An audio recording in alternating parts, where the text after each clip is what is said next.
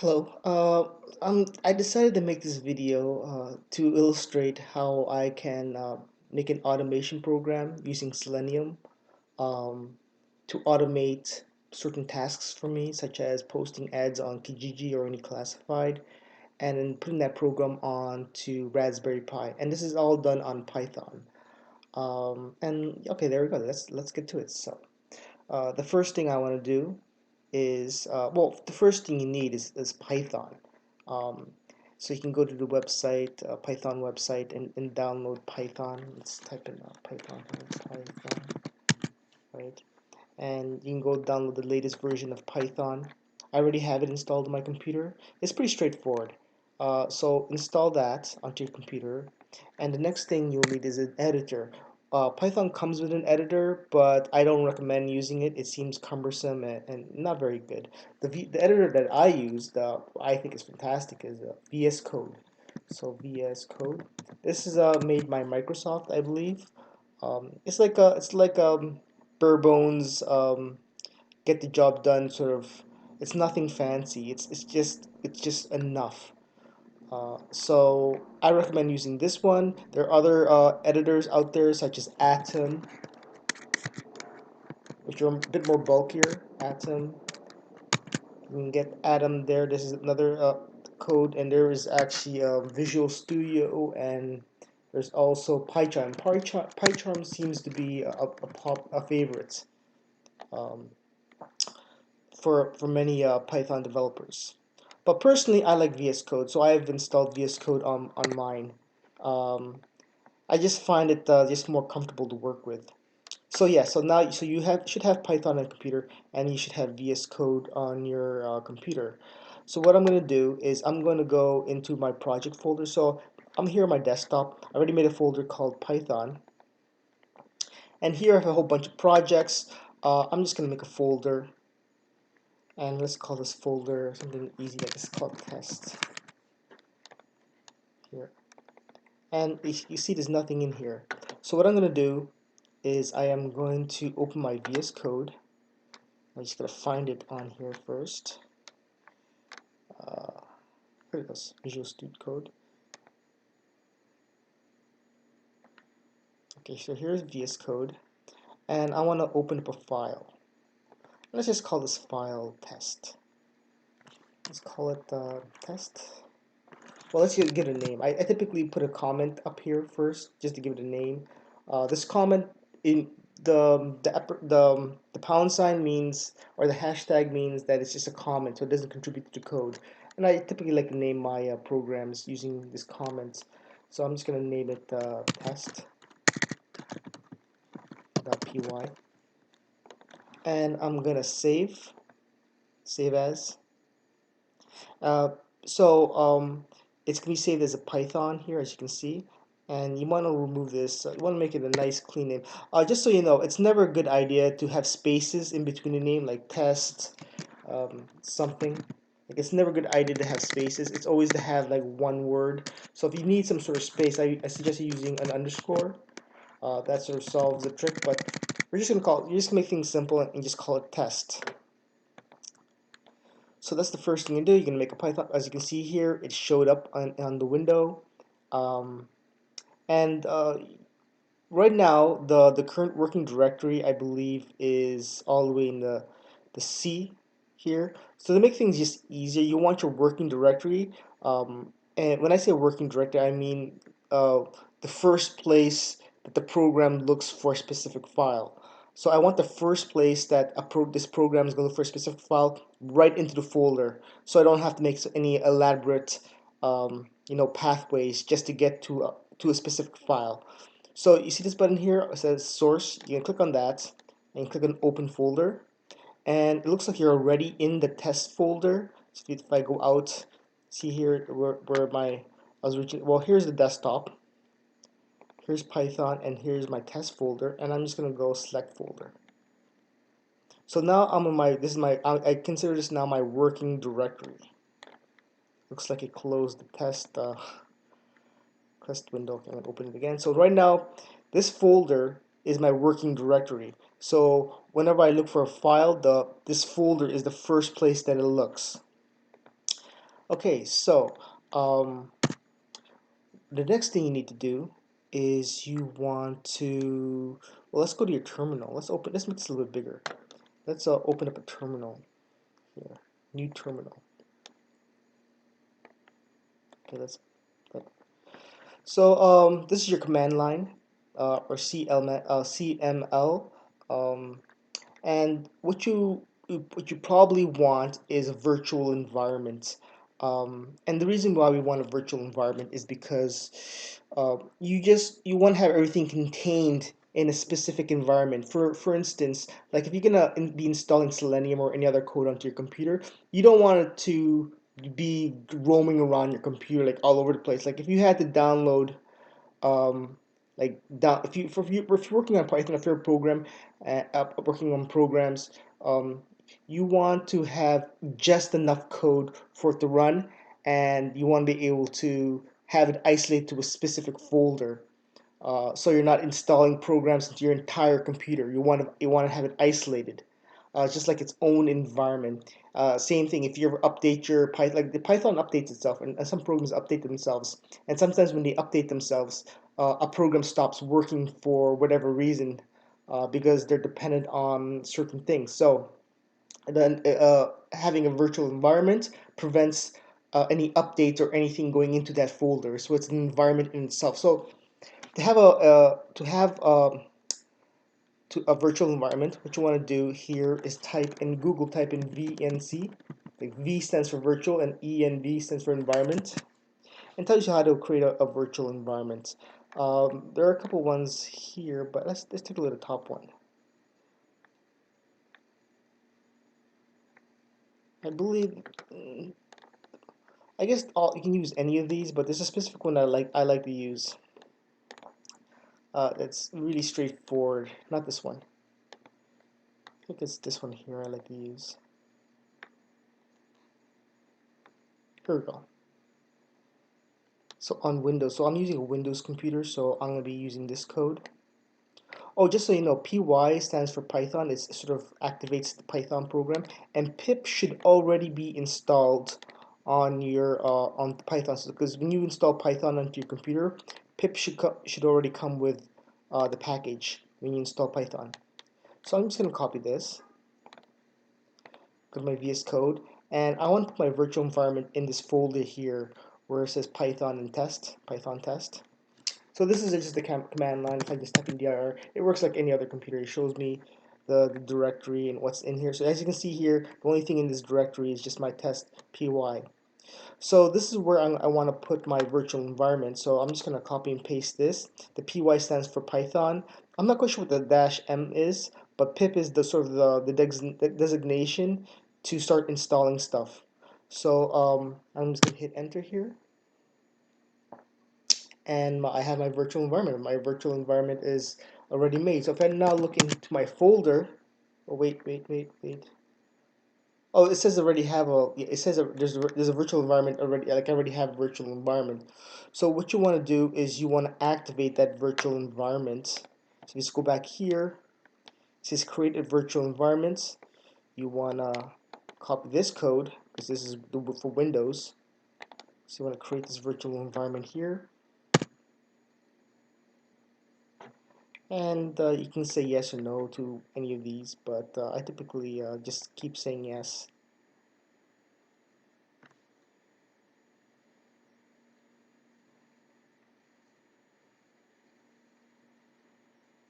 And it says the upgrade pip. You can if you want. You can, but every time you create a virtual environment, it always asks you to upgrade pip. And since it's just a demonstration, I'm not going to bother upgrading pip.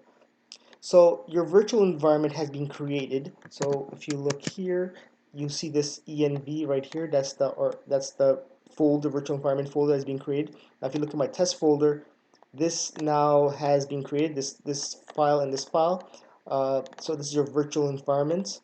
And if you look inside this virtual environment, you'll see more folders. You'll see scripts, and then you'll see activate. Where's activate? Activate here. So to activate your virtual environment, you would actually you go here and you type in dot. The dot means current directory. So you're already in the test folder right now. So you're saying dot slash means from the test folder to env to scripts. We just saw scripts earlier. To and then activate, and that's the file. It's a bat file, but we're just gonna say activate. And if you look here in the documentation, it says this is how you're supposed to activate it on Windows right here.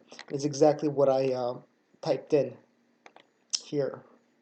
And again, if you look into your your Windows folder here, from env to scripts and to activate, and then once you do that, you should see. That's odd. Okay, let's go back. Let's try that again. Let's copy this. There we go. It maybe I had a typo here. So there was a typo here. There was supposed to be an S on scripts.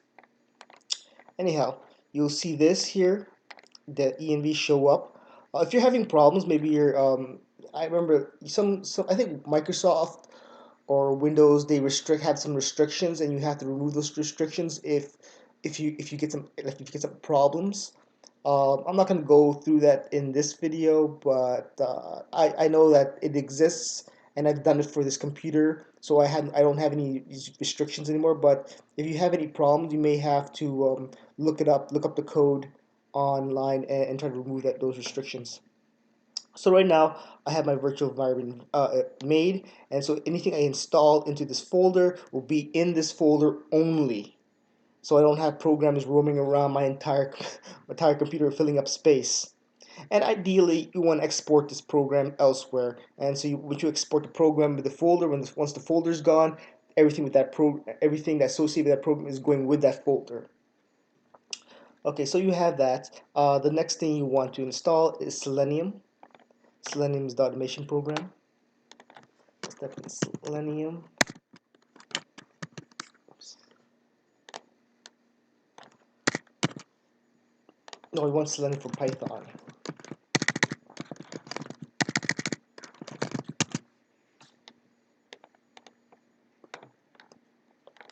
So it tells you the installation process. It says right here all you have to do is type in pip in Selenium.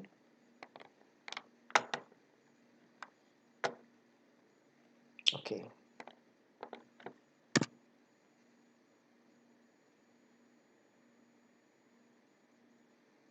Okay, so that's installed. Once Selenium installed, I think everything should be ready to start running. Oh, by the way, just so you know, if you have any problems, this website here, Selenium Python Reader Docs, it's a fantastic. There are other sites, but I find that this site is probably the most helpful and the easiest to read. So that's that you need that. What you also need, it says here are Gecko drivers. Now, depending on the machine that you want to put this on, you'll need a specific Gecko driver for that. Uh, to find these Gecko drivers, uh, well, not necessarily a Gecko driver. Like Gecko driver is for Firefox. There are other drivers for Chrome, Edge, and Safari, but I'm sticking exclusively to Firefox because I'm most familiar with it, and I'm most familiar with it. So you need Gecko drivers. You need to get a Gecko driver for Firefox. Um, but depending on your machine, like if you're gonna work this on a Raspberry Pi, which ultimately you should, because it's a lot easier to run it on a headless machine than on your laptop. Um, you may want to go here on Google and type in Gecko drivers for Raspberry Pi 4, or the chipset. It's supposed to be an ARM 4 chipset. So look around. Eventually, you're gonna find something.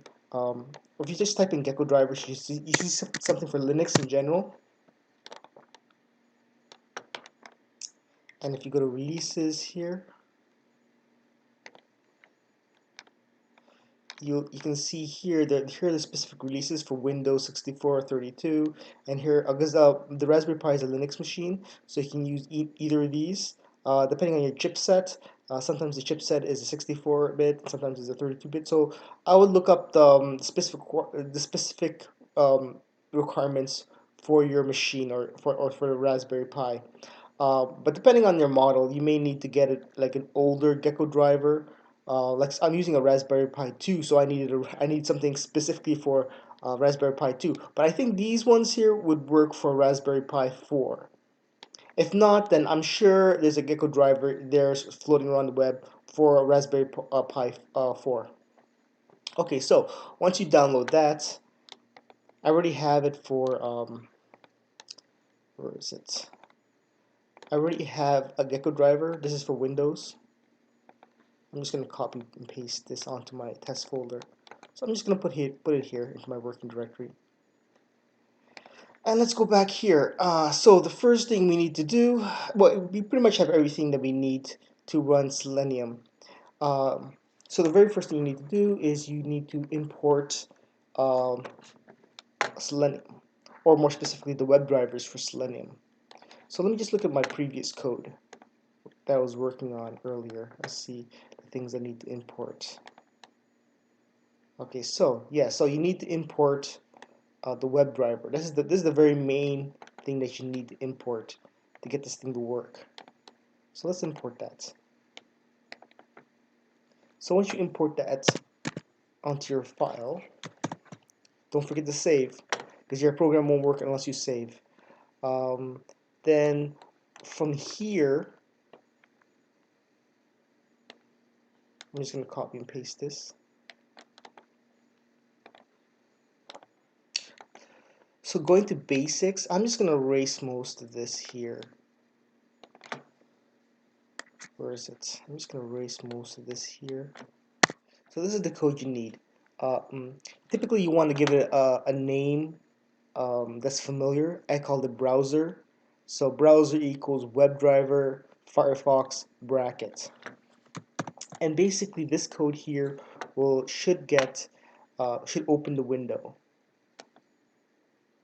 So I'm just going to run it and see if it works.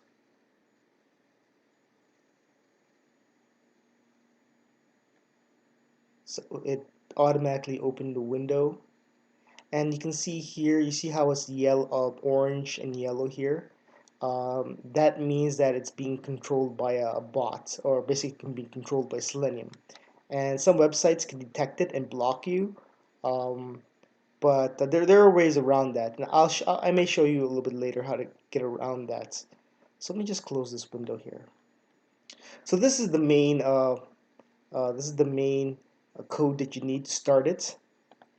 What I suggest you do, depending on different machines, like right now, I believe I have a Gecko driver installed in my path on my computer. However, if you do get an error, what I suggest you do is you make a path to your Gecko drivers.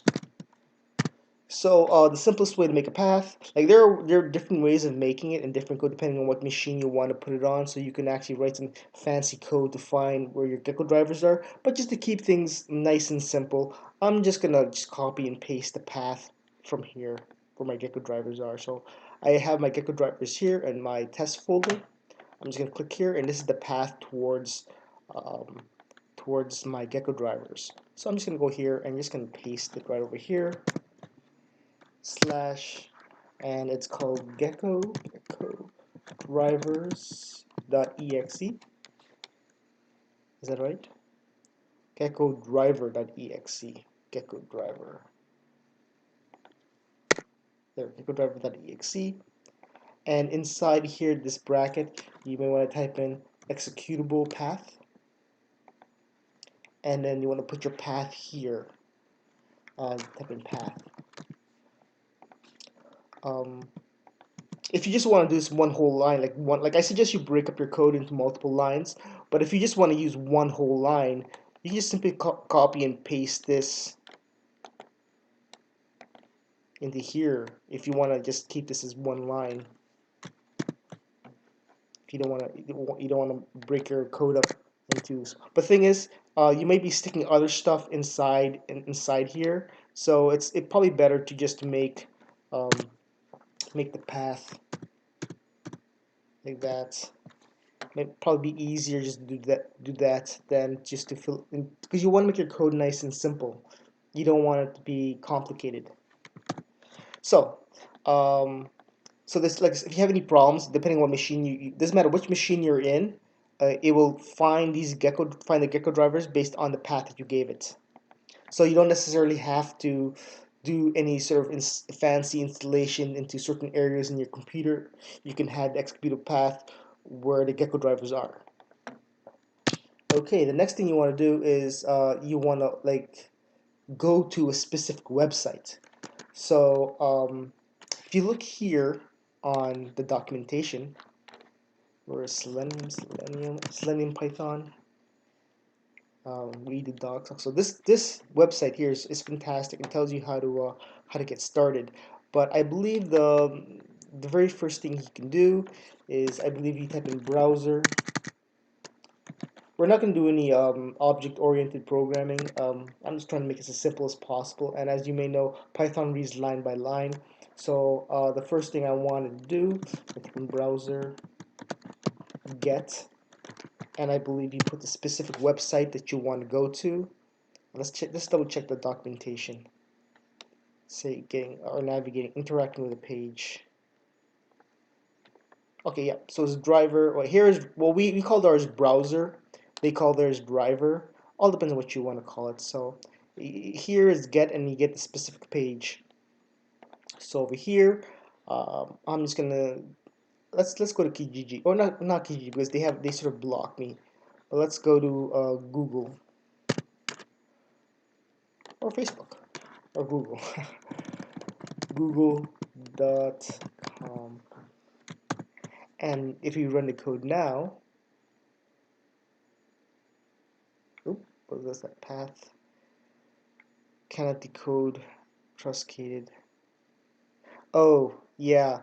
You see these backslashes here, and these quote marks. Uh, I'm sorry, Python has a hard time reading them, so you may want to put an R in front. R means raw code, so it sort of ignores these. So basically, anything you type in here is what goes into this path. So you may want to put R in front. So this should work now, because it's it's gonna put this exact code, everything inside the quotes.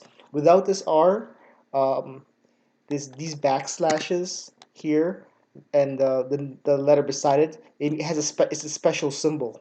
So it could be space, it could be a character. It gets complicated. So the couple ways of getting around, you can type in R here, it means raw code, or you can type in three quotes. Three quotes means anything that's inside these three quotes gets put in. So that's another way of doing it. I like to put R sometimes, but sometimes I like to do three quotes here. So let's do three quotes. It's probably a lot easier. Let's try to run this now. Oops. It says it doesn't work. Huh. Let's use the R, the raw code.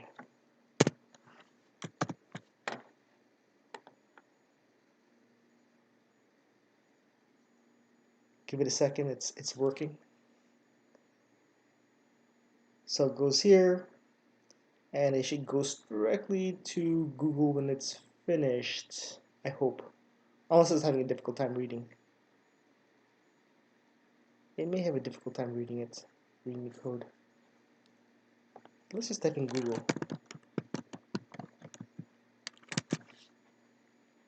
Okay, so this is the specific address here. Let's just put that specific address in here.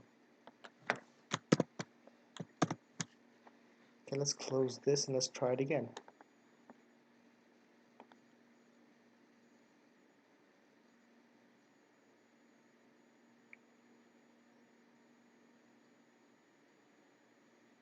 Okay, so now it's working.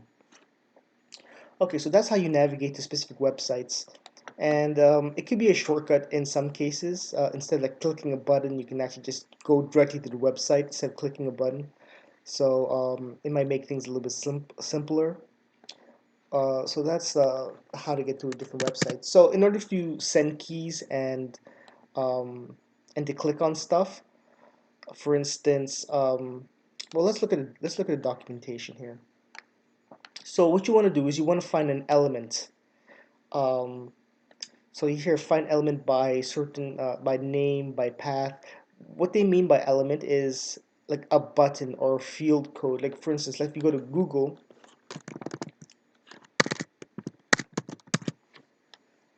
see this button here? Well, this is considered an element, and over here, or an element, or the specific parts of an element.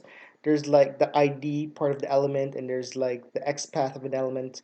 But in our case, I think CC code, yeah, CC selector is probably the best element to choose. I personally believe. So let's go back to the code here. Um, so as you can see here, they use the word driver. We're on our code, we're using the word browser because that's how we, because we're controlling the browser. So we're gonna type in go here, um, find element by path. We are gonna find element by, let's go to the documentation, interacting with the page, navigating. We're gonna find element by CC Selector. Let me just find that code. Here it is, locating elements. Here goes. So find element by CC Selector. That is what we're going to use. There's some examples here how they use it. Here, um, I personally recommend using CC Selector, and I'm going to show you in a second how to use it. So again, you're going to have to type in browser. So the first step here, the first one is it's going to go directly to the website. So I'm just going to put above it just a comment saying that's the first step. The second step I wanted to do is I wanted to go directly to the click on a button. Click, or just maybe go to the field, um, or type inside search field. Type search field, and over here is go to the website. So here we're gonna type in browser.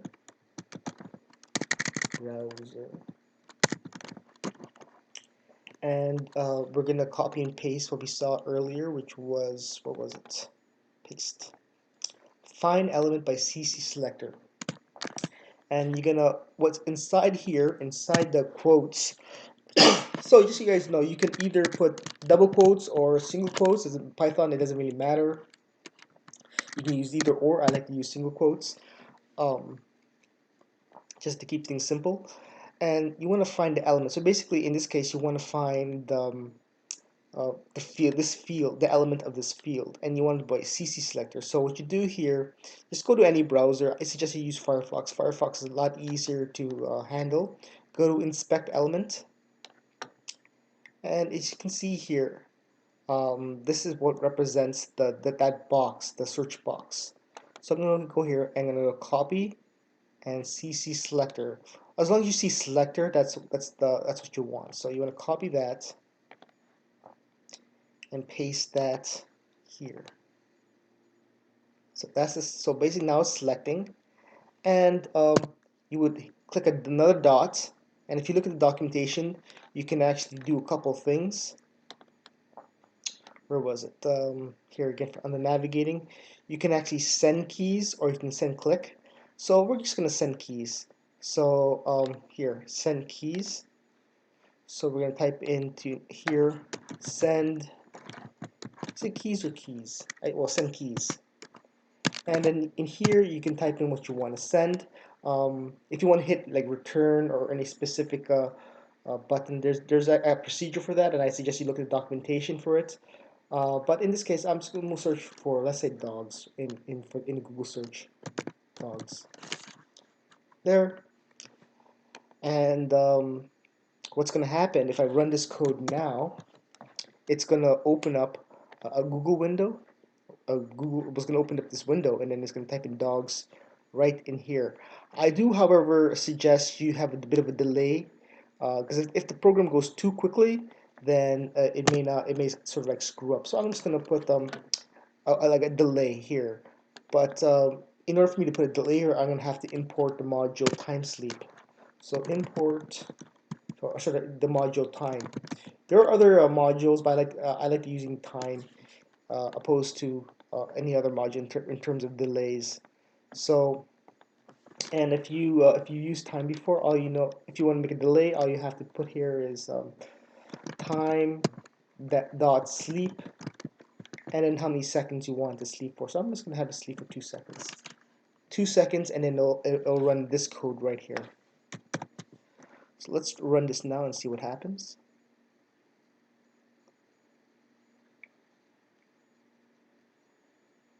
We're just gonna open up a new window. So it's opening up a new window right here. It goes to the website, and it typed in dogs. I didn't do this. I didn't move my mouse. My mouse has been there the entire time. So, yeah. And then you wanted to click on this button. Again, you want to look here. Just copy, inspect the elements, and it says right here that's the element there. And you want to copy the CC selector there. Okay, let's close this window. Let's close this window as well. Okay, so step 3, you want to click on that specific button. So you would type in browser. Let's go type in 3.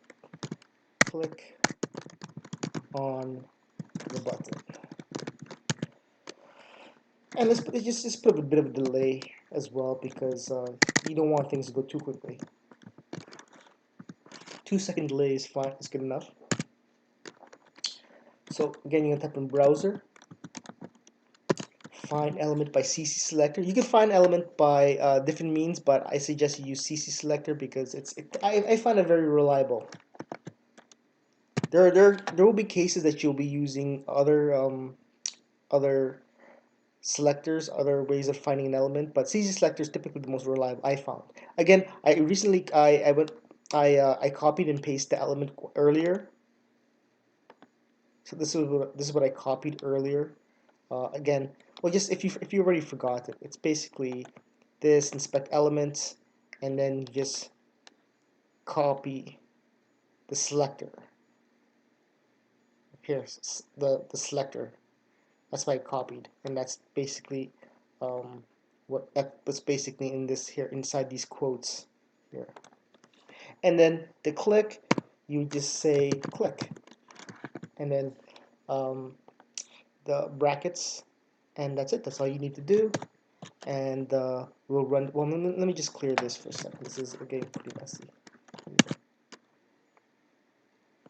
There we go. That's nice and neat. And then we'll run this program. We saved it. We saved it. Oops. Let's get out of there. Okay, let's run this program.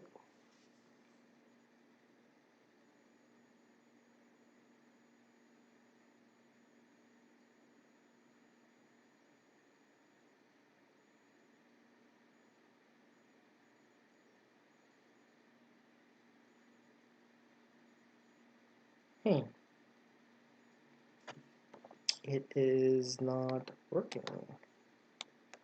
That's odd. Let's see what happened here. Okay, let's try that again. Let's say this button here. Let's look at inspect the elements, and copy the CC selector. See if it's the right one. Control V. Yep, it's the right one. Click on click. Okay, maybe just give it a couple more seconds. Let's give it like 5 seconds, and let's see if that works. Okay, let's close this. Let's run it again.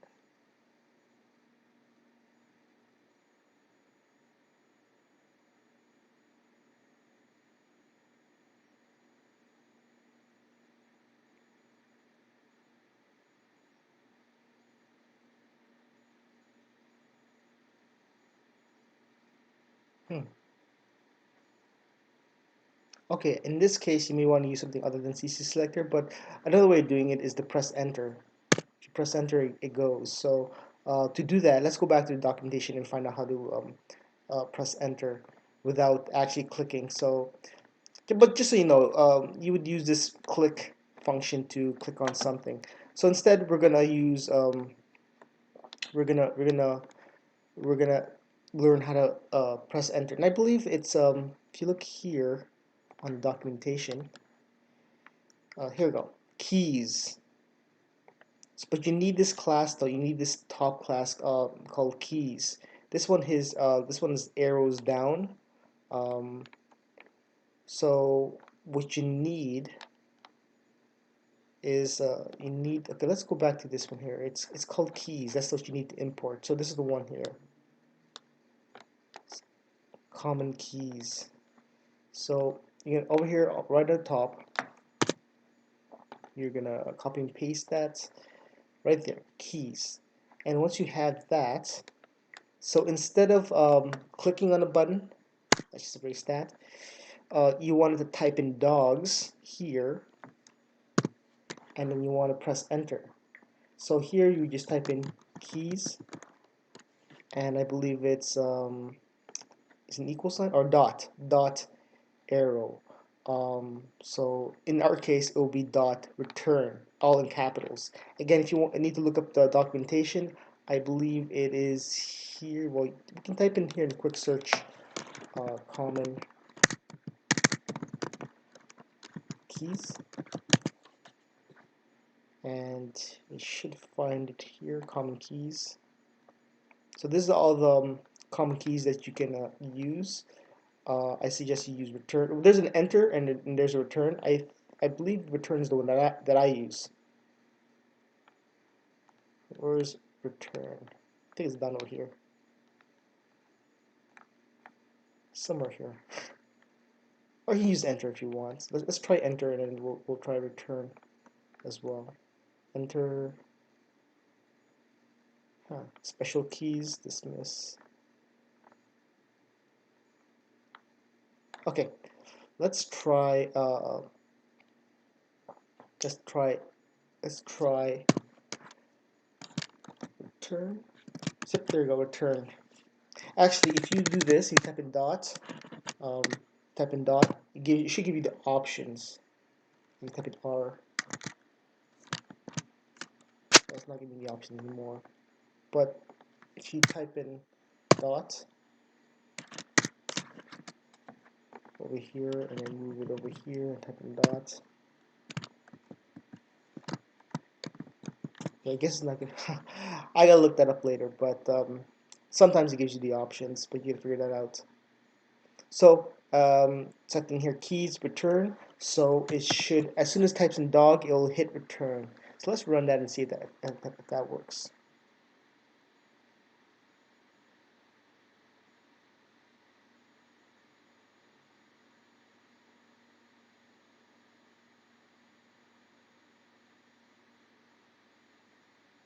There we go, it works.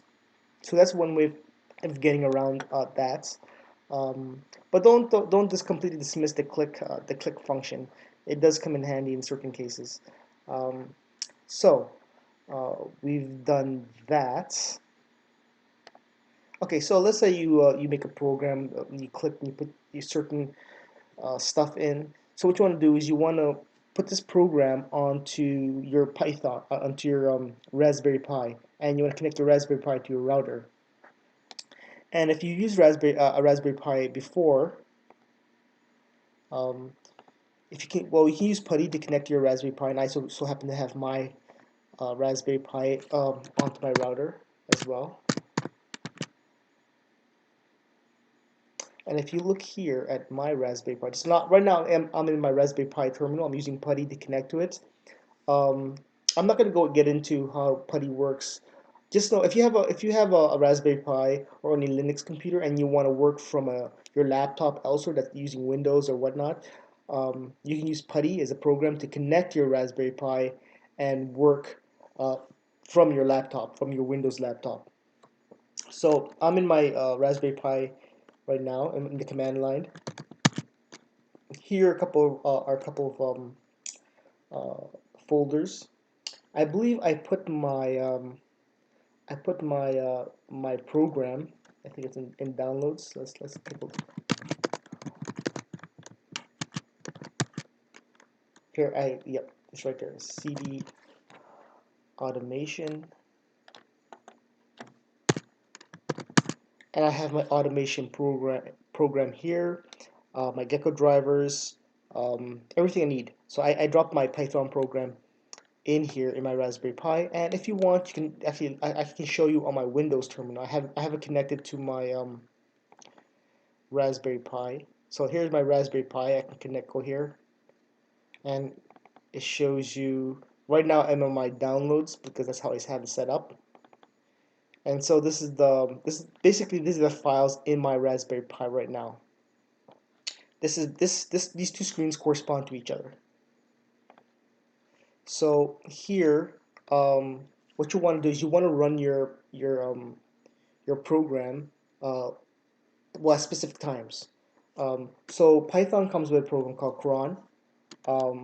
So let's type in cron or cron tabs. It's called cron, but to get into it, you type in cron tabs -e. -e means the edits.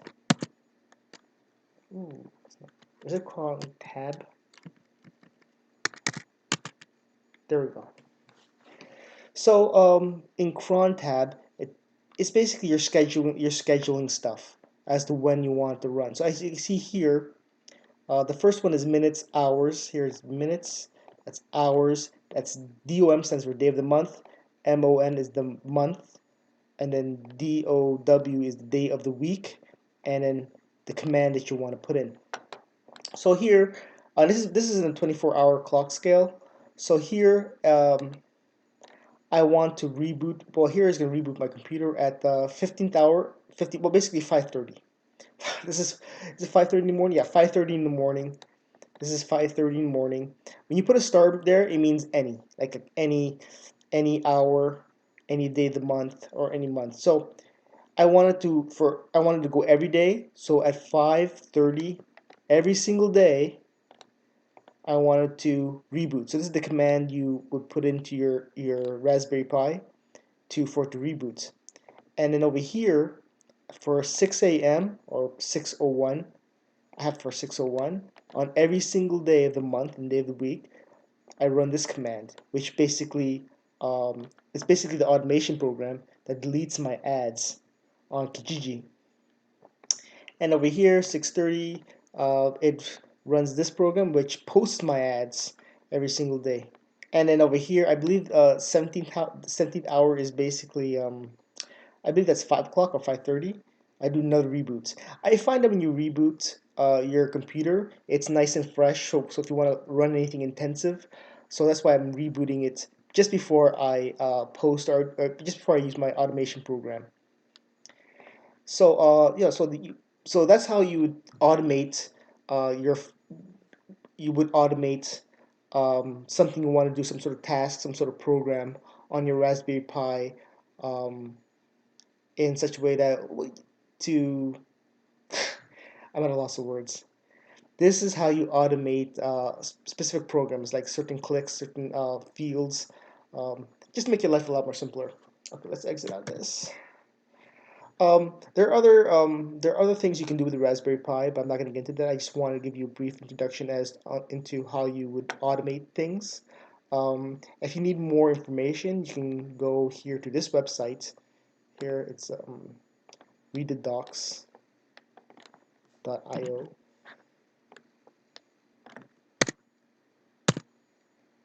Just can't see that. Here we go. Selenium with Python. This is a fantastic website. It gives you a lot of information. Um, Oh, just so you know, there are certain cases where Kijiji can detect uh, that you're using a bot or using an automation program. In that case, you would have to do. Well, you can read this. You can read this more thoroughly, but you want to disguise your browser to make it look as if it's coming from an actual user. And to do that, I'm not going to go into that in detail, but here here's an idea of what I had to do.